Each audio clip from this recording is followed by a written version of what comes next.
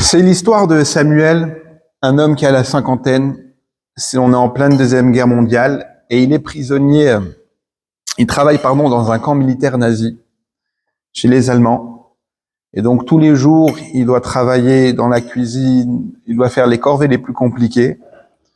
Et à part des multirations de coups et de moqueries et de poussettes, il gagne vraiment quelques clopinettes. Mais il n'est pas si malheureux que ça parce que au moins tous les soirs, il peut rentrer chez lui à la maison, contrairement à ses frères qui sont dans les camps auschwitz et autres. Et tous les soirs, quand il quitte la base militaire pour rentrer chez lui à la maison, il sort avec une brouette remplie de paille. C'était de la paille sale, vétuste, qui est censée jeter à la poubelle. 1 jour, 2 jours, 3 jours, 4 jours. Et les officiers allemands qui gardent la base s'est dit, c'est pas normal. Tous les jours, il sort avec cette brouette remplie de paille. C'est sûr qu'il doit faire sortir quelque chose.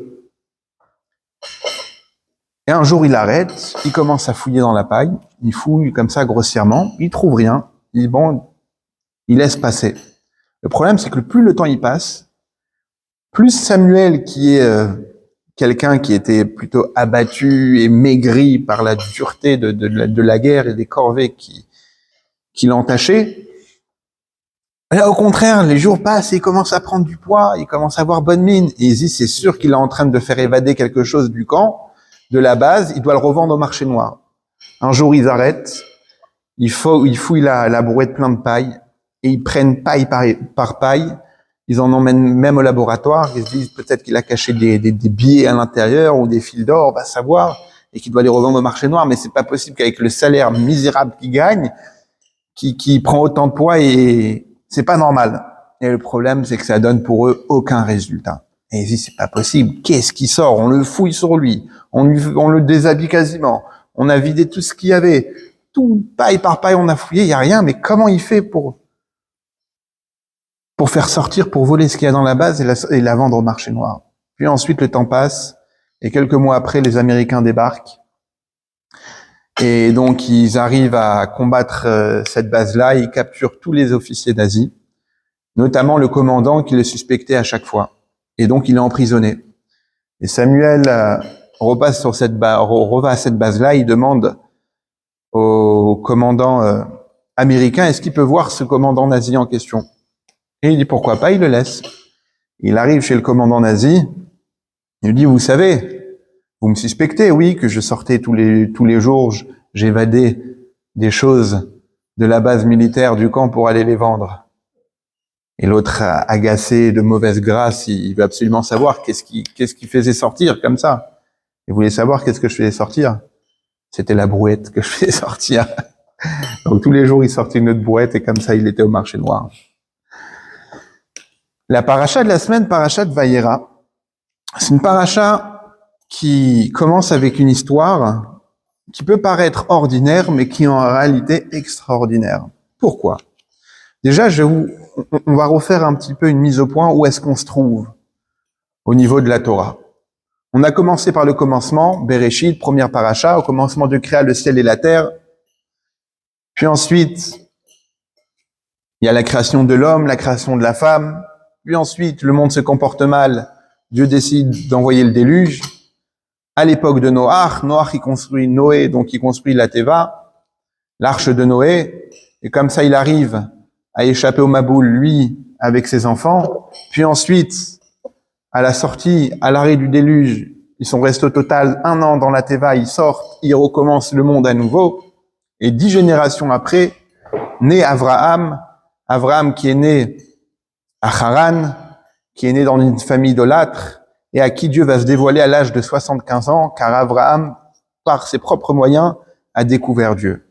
À l'âge de 75 ans, Dieu lui dit, Lech lecha me'artzecha, quitte ton pays, quitte ta famille, quitte ta ville natale, vers la terre que je vais te montrer. Abraham s'exécute, puis ensuite il endure encore quelques épreuves, et jusqu'à que la paracha de la semaine dernière se termine avec la Brit Mila. Dieu demande à Abraham de se circoncire, faire la Brit Mila alors qu'il a 99 ans.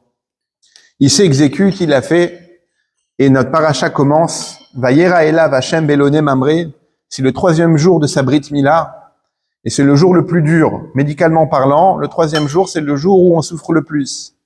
Et donc, il est assis à la porte de sa tente à Éloné Mamré, à Canaan, donc en terre d'Israël. Et il attend des invités. Pourquoi? Parce qu'Abraham, il symbolise lui-même la midat chesed, c'est-à-dire la bonté absolue. Mais Dieu, il a pitié de lui, il sait qu'il est fatigué, il sait qu'il est souffrant. Et donc, il a fait en sorte qu'il fasse très très chaud ce jour-là et les gens ne sortent pas. Et lui, il voit qu'il n'y a pas d'invités, il n'y a pas de passants. Et donc, il sort lui-même à la rentrée de sa maison pour attendre des gens qui vont passer, qu'il va pouvoir inviter. La tente d'Abraham, elle avait 4 portes. Elle était placée au milieu d'un carrefour, c'est-à-dire que les gens, les voyageurs étaient obligés de passer par chez lui. Comme une douane. Comme un péage. Sauf que là, il ne payait pas, mais au contraire, il les recevait et il leur donnait. Et à ce moment-là, Vayera elav Hashem, notre paracha commence, Dieu lui apparut pour lui amener, pour faire bikur cholim, pour faire visiter un malade. Dans la Gemara, elle dit que quand on visite un malade, une personne qui est malade, on enlève 60e de sa maladie. D'où l'importance de visiter donc les personnes malades. Surtout qu'il a 99 ans. On raconte sur le Rabbi Rachab, Rabbi Shalom Dovber, le 5e Rabbi de Lubavitch, quand il était enfant, il est rentré en pleurant dans le bureau de son grand-père. C'était le Tzemar Tzedek, Rabbi Menachem Mendel Schneerson, donc l'ancêtre du Rabbi. Et il est rentré en pleurant et son grand-père lui dit « Pourquoi tu pleures ?» Il dit « Parce que Dieu s'est dévoilé à Abraham Avinu et moi, il s'est pas dévoilé à moi. C'était un enfant. » Son grand-père a pris la question très au sérieux, tout d'abord parce qu'il savait la grandeur de son âme, qu'il allait plus tard être lui-même Rabbi, qu'il allait le succéder. Il lui a répondu comme ça, il lui a dit « Quand un juif, à l'âge de 99 ans, décide de faire la Brit Mila pour Dieu, alors à ce moment-là, il peut mériter d'avoir le dévoilement de Dieu. » Qu'est-ce que ça veut dire? Ça veut dire que tu peux vouloir faire des choses. Tu peux être une grande personne. Mais ça doit se traduire par une action concrète. Et Abraham Avinu, il a fait cette action concrète. À 99 ans, il s'est circoncis. Pourquoi? Parce que Dieu lui a demandé. Donc, pour revenir à notre sujet, Dieu, il est là, il parle avec lui. À ce moment-là, il voit apparaître 3 voyageurs, des bédouins, comme ça la Torah les décrit. Et il les voit de loin. Et il dit à Dieu, excuse-moi, attends un instant, je dois aller accueillir des invités. Quand on lit cette histoire-là, on dit, attends, il est en train de recevoir Dieu. Il est en train de discuter avec Dieu et il dit à Dieu, attends un instant, je vais aller m'occuper et recevoir des invités. C'est un peu la chutzpah, comme on dit en hébreu. C'est effronté, c'est culotté, ça manque de respect. De là, l'Agmara en déduit de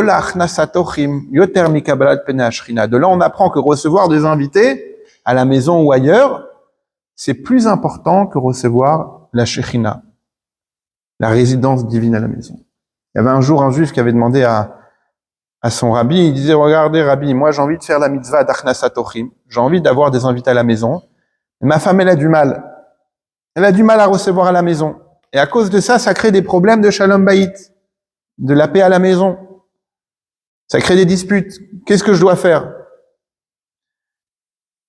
Et le rabbi lui a mentionné c'est ce qu'on est en train de dire. Il lui a dit, il est écrit comme ça. Et Rachid le ramène. Abraham Avinu discutait avec Dieu. Il a dit à Dieu, attends un instant, Dieu, je vais aller recevoir des invités. De là, on apprend. On aurait pu dire, que recevoir des invités, c'est comme recevoir Dieu. Or, qu'est-ce qu'on dit? On dit que c'est plus important que recevoir Dieu. Qu'est-ce que ça veut dire? Ça veut dire que le shalom bayit écrit que quand un homme et une femme sont en bon terme à la maison, ça fait résider Dieu à la maison.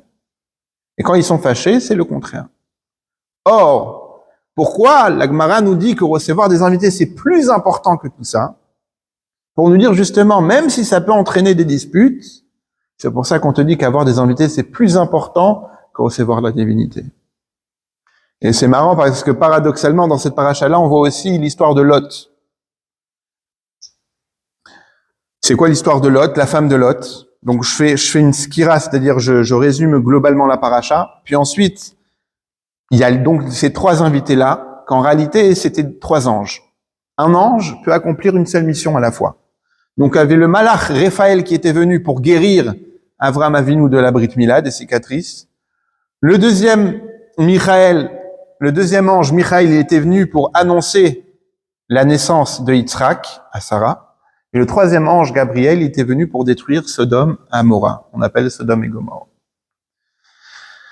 Après, Avraham court à leur rencontre, leur supplie de s'arrêter chez lui à la maison. Il court lui-même alors il était riche, alors qu'il avait des serviteurs, et lui-même il court pour aller préparer à manger du beurre, du lait. Il demande à sa femme de préparer un midrash dit que c'était des matzot, c'était le jour de Pessah. Il ramène aussi de la viande, etc. Il les accueille comme il faut. Et pour faire court, puis ensuite, il y a un ange qui lui annonce que sa femme, elle va avoir un enfant. Et on va se baser là-dessus, mais je continue. Et après cette histoire-là, il y a un ange qui lui dit, maintenant, je dois aller détruire Sodome et Amora. Et Avraham Avinu, qui représente lui-même le chesed, c'est-à-dire la bonté absolue, il dit, c'est pas possible, je peux pas laisser une chose pareille, de tuer des gens comme ça. Et il dit à Dieu, mais peut-être que dans cette ville-là, il y a 50 tzadikim, 50 justes. Et donc, pour 50 justes, ça vaut pas le coup de détruire toute une ville entière. Et Dieu lui dit, non, même 50, il n'y a pas. Alors il dit, peut-être 40. Il dit peut-être 30, Dieu lui dit il n'y a pas, jusqu'à qu'il arrive à 10, donc le minyan, et Dieu lui dit non, il n'y a pas, et moins que ça, Avraham n'insiste pas, parce qu'il sait que moins que 10, il n'y a plus le minyan, il n'y a plus cette résidence divine. Pourquoi Sodome et Amora ont été détruits? Ils ont été détruits comment? Par le feu. Il y a une pluie de feu qui s'est abattue et qui a retourné la terre. Esh vagofrit. Et pourquoi? Parce que leur problème n'était pas face à Dieu, leur problème il était entre eux. C'est-à-dire qu'on interdisait de faire l'hospitalité. Et celui qui faisait l'hospitalité, on lui infligeait des tortures inimaginables. S'il était petit, on le mettait sur un lit, on l'écartelait de manière qu'il grandisse. S'il était grand, on le mettait sur un lit et tout ce qui dépassait, on coupait. Bref. Et Dieu il dit, j'ai entendu le cri de Sodome va Amora. C'est quoi le cri? C'était une jeune fille qui avait vu un pauvre et qui lui a donné à manger. Et quand les habitants ils ont appris ça, qu'est-ce qu'ils ont fait? Ils lui ont mis ils ont fait couler du miel sur elle et ils ont tapé à côté d'une ruche d'abeilles. Et donc tous les abeilles sont venues sur elle, ils l'ont tellement piqué qu'elle est morte et elle en criant, c'est ça ce qui a dit à Dieu, si on arrivait à un tel niveau de méchanceté entre êtres humains, il n'y a plus d'espoir, il faut tout détruire. Et Abraham quand même s'oppose. Mais l'ange, avant de détruire, il va voir Lot. Lot, il habitait dans cette ville-là. Qui est Lot? Lot, c'est le neveu d'Abraham. Il est là-bas avec ses 2 filles, ses 2 gendres. Et donc, les anges vont chez lui, il lui dit, Lot, sors d'ici. Il rentre, il dit, voilà, les anges rentrent chez Lot, il dit, on est venu ici pour te sortir. Avant de tout brûler. Entre-temps, la rumeur comme une poignée de poudre se répartit dans tout Sodome, que Lot, il a des invités à la maison. Tout le monde se recueille, se rassemble autour de la maison. Il dit à Lot, fais-nous sortir qui tu as à la maison. On sait que tu as des invités. Et qu'est-ce qu'il dit Lot? Il dit, écoutez, si vous voulez, prenez mes filles, mais touchez pas mes invités. Et l'ange, à ce moment-là, il dit à Lot, pousse-toi, laisse-moi m'occuper d'eux. Et il les rend tous aveugles. Et pendant la nuit, il les fait tous sortir. Et il leur dit, surtout ne vous retournez pas. Mais la femme de Lot, elle n'a pas écouté, elle s'est retournée. Et elle a vu au moment où tout était en feu. Et comme elle n'a pas écouté, elle a regardé ce qu'il fallait pas regarder, elle est devenue une statue de sel. Et jusqu'à aujourd'hui, certains archéologues disent, il y a un endroit, je pense, c'est sur la route pour aller c'est dans le Negev, on dit que c'est ici que ça représente la statue de la femme de Lot. Quand Mashiach viendra, on pourra nous dire si c'est vrai ou pas. Mais pourquoi en statue de sel? Parce quand elle avait des invités à la maison, elle donnait pas de sel. Elle avait l'œil aigri par rapport aux invités. Et donc c'est comme ça qu'elle a été punie. Après l'histoire de Sodome et Gomorrhe, Abraham se déplace encore. C'est un juif nomade, Dieu lui a dit. Il se déplace et il arrive dans une ville où c'est Avimelech, le roi. Et avant de rentrer dans la ville, il fait comme en Égypte. Il dit à sa femme, ne dis pas que t'es ma femme parce que t'es tellement belle qu'ils vont me tuer pour te prendre. Dis plutôt que t'es ma sœur. Comme ça, moi, ils vont pas me faire de mal. Il dit ça, et finalement, sa femme se fait prendre chez qui? Chez Avimelech. C'était le roi. Et Dieu apparaît chez Avimelech et lui dit, si tu touches un poil de cette femme-là, gare à toi, toi et toute ta maison, tout ton palais, vous allez être frappés. Et Avimelech, il dit, mais je savais pas que c'était là c'était une femme mariée. Et il dit, Abraham, pourquoi tu m'as amené cette faute sur moi? Fallait me dire. À ce moment-là, il fait une alliance avec Abraham.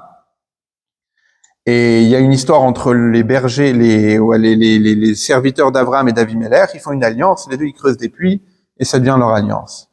Puis ensuite, on a la naissance de Yitzhak, 1 an après que les anges sont passés, comme ils avaient promis. Après qu'Yitzhak naît, Sarah dit à Abraham, je veux que tu renvoies Ishmaël de la maison. Ishmaël, c'était le fils qu'Abraham avait avec Agar, la servante. Et il était rové cachette. Ça veut dire qu'il aimait jouer à l'arc, il aimait chasser. Et ça plaisait pas du tout à Sarah. Elle voulait que son enfant ait une éducation pas de sauvage. Et donc, elle dit à Abraham de renvoyer. Et Abraham le prend très mal, mais il n'a pas le choix parce que Dieu lui dit, tout ce que Sarah te dit, il faut que tu le fasses. Et donc, il décide de renvoyer. Il décide de renvoyer Agar avec Ishmaël. Et à ce moment-là, Ishmaël, ils ont plus de quoi boire. Et ils sont prêts, elle écrit, va yashlech et anar, elle a jeté son fils. Donc, on voit déjà la relation un peu sauvage qu'ils avaient entre mère et fils. Et elle est partie loin pour pas le voir mourir. À ce moment-là, il y a un ange qui apparaît et qui fait apparaître un puits. Il dit, ne t'inquiète pas, ton fils aussi, il aura une grande génération. Il va habiter dans le désert. Et ça va être Péré Adam, c'est-à-dire ça va être un sauvage. Et il habitera dans le désert. Et ensuite, on termine avec la Akedat Yitzhak, où Dieu demande à Abraham de sacrifier son fils. Ça, c'est à peu près le résumé de la paracha. Mais on va s'arrêter sur un sujet. Ici, tu le retiens là. Après, il n'y a pas un truc qui le retient. Une force. Non, c'est l'ange qui vient et qui lui dit c'est l'ange. de s'arrêter de ne pas porter la main sur son fils. Exactement, bravo. Et à ce moment-là, Abraham, il voit, lui, il était prêt à sacrifier son fils. Il voit un bélier encore, il voit le bélier accroché par ses cornes. Il dit, OK, je vais pas approcher mon fils, mais au moins, il faut que je fasse sacrifice. Et donc, il va sacrifier ce bélier-là. Et c'est pour ça que, à Rosh Hashanah, on sonne le chauffard pour justement rappeler ce moment-là, rappeler le sacrifice. Et jusqu'à aujourd'hui, on utilise cette abnégation qu'Abraham était prêt à faire de sacrifier son fils pour implorer Dieu. Serre, Charlie, parce que... Non, mais personne te dira qui voudra encore. Donne un petit peu, t'inquiète pas, ça partira. Donne aux hommes, surtout. Donne aux hommes. Un petit peu, voilà, tu vois. Un petit peu.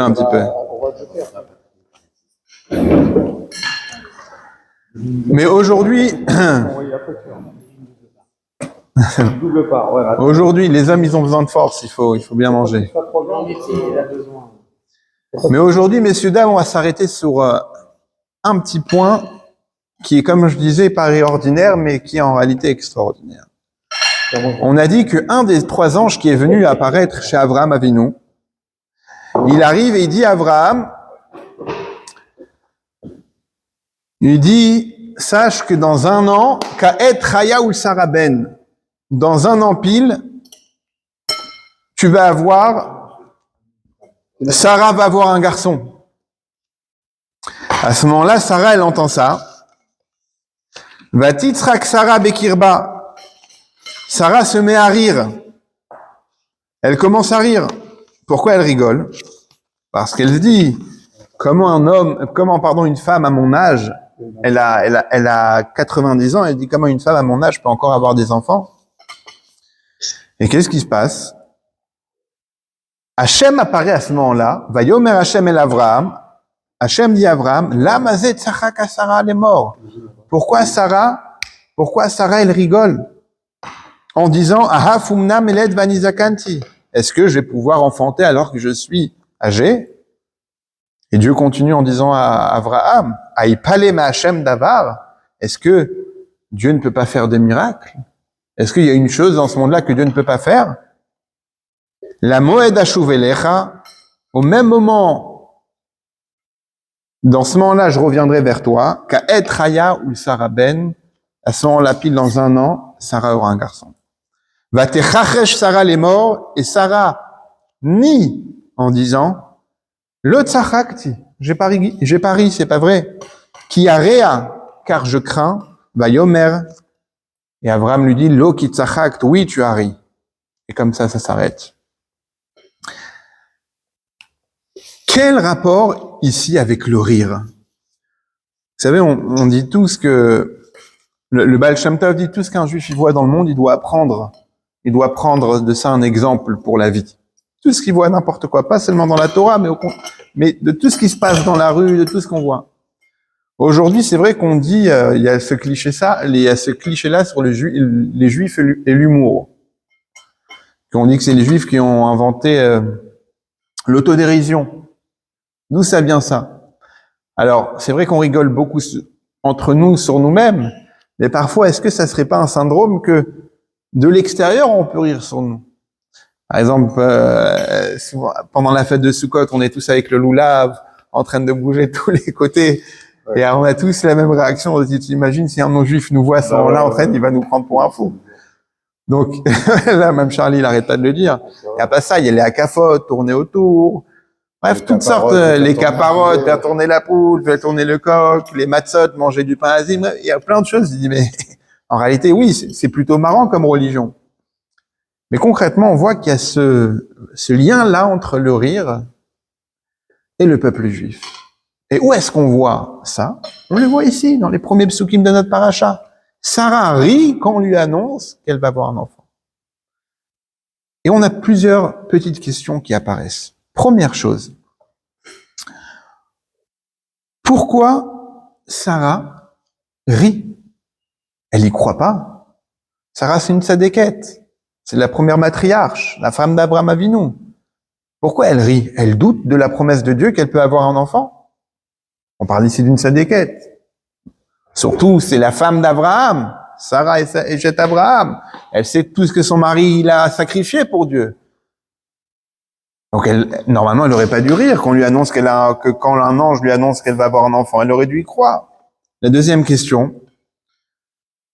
Pourquoi Hachem, quand il veut réprimander, a priori, Sarah sur le fait qu'elle a ri, il s'adresse pas directement à elle. Il s'adresse à Abraham. Il dit, pourquoi Sarah? Et ben, elle rigole. Troisième question. Pourquoi Sarah, elle nie? Et quoi? Elle nie. Ah oui, elle nie qu'elle a ri. La Torah nous dit dans le Passouk, elle nous dit clairement, Vatitzrak Sarah Bikirba. Elle a ri à l'intérieur d'elle. La quatrième question qu'on se pose, pourquoi on en fait tout un drame ici du rire? La semaine dernière, dans le Parashat Belech Lecha, au moment où Dieu fait une alliance avec Abraham, qu'on appelle Brit Ben Abetarim, l'alliance dans laquelle il lui dit, sache que tes descendants seront esclaves en Égypte, mais après ça, je vais les faire sortir. À ce moment-là, Dieu, il dit à Abraham, sache que tu auras un enfant avec Sarah, et de lui, tu auras une descendance. Et d'ailleurs, Dieu lui change le nom de Abraham, il l'appelle Abraham, il lui rajoute le « et ». Sarah, il va l'appeler Sarah. À ce moment-là, qu'est-ce qu'il y a écrit? Abraham, il est tombé sur sa face par terre, et il a rigolé à l'intérieur de lui. Et Dieu lui dit quoi? Il lui dit, pour la peine, ton fils, on va l'appeler Yitzhak. Yitzhak, qui vient du mot tzrok, qui veut dire rire. Mais c'était pas une réprimande, c'était pas c'était pas en mode reproche, c'était en mode conséquence. Et c'est, à la limite, c'était même positif. Et pourquoi ici, on en fait quelque chose de, a priori, négatif? Et enfin, cinquième question. Qui est-ce qui s'adresse à Sarah quand lui dit, Lo kitzachakt, oui, tu as ri. Est-ce que c'est Dieu? Est-ce que c'est Abraham? Voilà les 5 questions qu'on peut poser déjà sur ce passage-là. Mais avant ça, avant de répondre, il faut d'abord comprendre qu'est-ce que c'est le rire, qu'est-ce que c'est l'humour. Il y a un livre qui s'appelle le Ismach Moshe, et il a été écrit par Rabbi Moshe Teitelbaum. C'était un élève du Chosé du Lublin, le voyant de Lublin, qui est d'ailleurs l'ancêtre de la Chassidut Satmar. Il explique comme ça, il dit en réalité ici, Sarah, quand on lui annonce qu'elle va avoir un enfant, elle y croit, elle. Pourquoi? Parce que Abraham lui a déjà raconté la semaine dernière, il lui a déjà dit, regarde, Dieu m'a promis qu'on aura un enfant avec toi. Et ici, elle dit quelque chose de très intéressant. Elle dit comme ça. Achare veloti aitali edna. Malgré mon âge, malgré ma vieillesse, aitali edna, je suis redevenue une jeune fille, c'est-à-dire dans son corps, dans la manière de disposer à avoir des enfants. Alors qu'elle avait un certain âge, elle a retrouvé une certaine jeunesse qui va, oui, lui donner le choix d'avoir des enfants. Mais en réalité, elle rigole par rapport à Abraham. Elle dit, moi, ok, je vais avoir un enfant, mais ça sera pas avec Abraham, car il est trop âgé. Et c'est c'est sur ça que Dieu intervient et lui dit, pourquoi Sarah rit? Et qu'est-ce qu'elle dit? Elle dit, non, j'ai pas ri parce que je crains. De quoi elle craint? Elle craignait en réalité de faire de la peine à son mari Abraham, en lui disant qu'elle croit pas que lui peut avoir des enfants parce que c'est lui en réalité qui est âgé. Elle a retrouvé une jeunesse, mais son mari Abraham, il est vieux. Et les signes apparents ne laissent pas penser qu'il peut avoir des enfants. Et c'est pour ça qu'elle dit non, j'ai pas ri sur le fait d'avoir des enfants, j'ai ri par rapport à Abraham. C'est ce que l'Ismach Moshe explique rapidement, mais avant de donner l'explication finale, il faut d'abord comprendre qu'est-ce que c'est le rire, qu'est-ce que c'est l'humour. Quand on va demander à une jeune fille qui cherche à se marier, qui cherche un chidour, à toutes les jeunes filles à qui on va demander qui tu cherches comme mari, un des critères qu'elle va dire, c'est je veux quelqu'un qui sache me faire rire. Quelqu'un qui a de l'humour. Pas quelqu'un qui est Marash Rora. Marash Rora, ça veut dire quelqu'un qui est rasra, qui est toujours, voilà, triste, qui tire la tête, qui sait pas être rire. Certains diront Ashkenaz, mais c'est faux. J'en suis la preuve. Alors que quand on demande à un homme qu'est-ce que tu cherches chez une fille avant un chidour, l'humour va pas être son critère. Est-ce qu'un homme, tu vas lui dire tu cherches quoi chez une fille? Est-ce qu'il va te dire je cherche une fille qui va savoir me faire rire? Non. Par contre, pour une femme, c'est un critère intéressant. C'est un critère important même. Pourquoi ce décalage entre les deux? C'est expliqué dans la Chassidoute basée sur la Kabbalah que l'homme, il vient de Ma et la femme, elle vient de Ban. L'homme et la femme viennent de deux sources différentes, deux sources spirituelles différentes. Et la femme, la Isha, elle représente le din. Din, c'est à la fois la rigueur, mais pas dans le sens rigueur, la dureté, mais surtout le fait d'être organisé et carré. Par exemple, pour une femme qui va préparer une table de Shabbat, pour elle, ça va être très important la déco, utiliser telle serviette, telle couleur, etc. Alors que l'homme, il va dire, sa femme lui va demander de faire des courses, achète telle couleur de serviette, il va arriver à la maison, il va se tromper de couleur, sa femme, elle va en faire tout un pataquès, et lui, il va dire, mais ça va, qu'elle soit blanche, jaune, vert, elle essuie, c'est l'essentiel. C'est la plupart des conflits dans les couples, c'est basé sur cette différence-là, sur ce décalage-là. Pourquoi? Parce que la femme, elle est plutôt dans le nyan du din, et l'homme, il est plutôt dans le nyan, pas du chesed, mais justement, on comprend pourquoi la femme, elle dit « Je veux un homme qui sache me faire rire ». Pourquoi? Pourquoi le rire est si important? Parce qu'en réalité, le rire montre l'attachement entre deux personnes, et l'attachement est basé sur la compréhension d'une personne envers une autre. Un humoriste qui va faire des blagues, si personne ne rit, c'est parce que son public ne le comprend pas. Les mêmes blagues qu'on peut faire ici, on va les faire dans un autre pays, ça va pas marcher. Une blague en hébreu, ça va pas être une blague en français, c'est pas du tout le même humour. Quand est-ce qu'un humoriste va réussir? Quand dès la première blague, son public va rire, et ça veut dire que dès maintenant, et ils te disent tous ces humoristes, le plus important c'est le premier rire. Mais un humoriste qui commence en stand-up, et que la première blague, personne ne rit, il se prend un vent et c'est très dur pour continuer. Et donc le rire, en réalité, il montre la compréhension de l'un envers l'autre. Et d'ailleurs, on dit que pour n'importe quelle personne dans le business, c'est très important l'humour, parce que c'est comme ça que tu arrives à attacher, à mettre à l'aise la personne. Et alors pourquoi la femme, elle recherche l'humour chez l'homme? Parce qu'en réalité, c'est pas elle veut un homme qui la fasse rire, elle veut un homme qui la comprenne, qui arrive à la comprendre. Pardon. connaissez l'histoire de l'homme qui fête 20 ans de mariage avec sa femme et arrivé à la fête, il y a tout le monde qui fait la fête, les gens ils ramènent des cadeaux, etc. Et la femme elle est triste. Son mari prend sa femme à part et dit mais dis-moi, pourquoi tu es triste? Il dit écoute David, je me rends compte que ça fait 20 ans qu'on est mariés, en 20 ans tu m'as jamais rien acheté. Et comment ça Sarah, je t'ai rien acheté? Mais je savais pas que tu vendais quelque chose. Et donc, en réalité, le rire, il rattache deux personnes. Quand Dieu, il annonce à Abraham qu'il va avoir un enfant, c'est quoi la réaction d'Abraham? Il rigole. Il rigole. C'est une plaisanterie. Il dit, c'est une plaisanterie. Mais en réalité, à travers cette plaisanterie-là, il démontre qu'il a compris Dieu et qu'il croit en Dieu et qu'il s'attache avec Dieu. Et Sarah, quand elle entend l'ange qui annonce ça, Yismach Moshe l'explique en réalité au début, elle se dit bon, c'est un invité qui est de passage. Qu'est-ce qu'ils font les invités quand ils sont invités? Ils sont tellement heureux, ils veulent remercier l'hôte, donc ils lui bénissent, ils le bénissent, que vous ayez une bonne parnassa. D'ailleurs, dans certains Nusraot, l'invité, il récite une bénédiction dans le Birkat Amazon pour le Meharéar, pour l'hôte. Il lui souhaite d'avoir une bonne parnassa, d'avoir des enfants, que la table soit toujours pleine, etc. Et donc elle se dit, voilà, ce sont des gens de passage, ils ont tellement bien mangé, ils ont tellement aimé l'accueil, qu'ils se mettent à bénir Abraham de ça. Mais en réalité, après elle se rend compte que l'ange lui dit, Inevel et Sarah ishtecha. L'enfant, il sera pour Sarah, ta femme. Donc elle comprend que ça va être avec Abraham qu'elle va avoir. Et en réalité, à ce moment-là, si on relit le dialogue dans les mots, le mot tzrok, il n'est pas en tant que rire, il est en tant que mot, j'ai compris. Et je me suis attaché. Et c'est ça qu'Abraham, en réalité, c'est Abraham qui dit à sa femme, Vayomer lo kitzachakt.